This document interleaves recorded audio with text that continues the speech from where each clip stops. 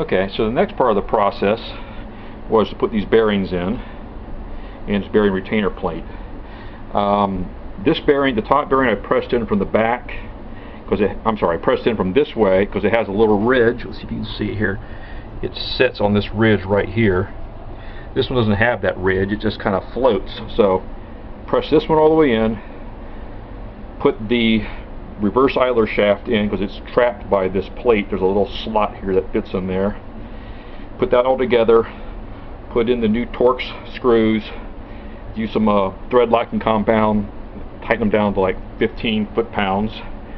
Then after that was installed, remember I put this bearing in by going this way. This on the rear bearing, since this plate's in place now, I came back and I pressed it in from the back side using the press and a suitable tool. I think it was a big socket that fit just this right here on the outside.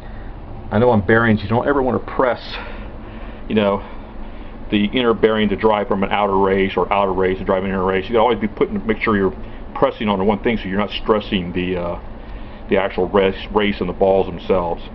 So now that this is done, the next part of the process will be to set this adapter plate up on the press facing that way. The front here will be up, and then I'll be taking this shaft and putting it into here, into this race, push it all the way back. Then after I do that, the next part is the counter shaft to get pressed on. So that'll be next. I'm sorry I can't show you the actual work itself. It's just not practical to do this by myself, hold a camera and do it. I'd rather get the transmission rebuilt, frankly, than have a nice video. So you'll just have to bear with me. Later.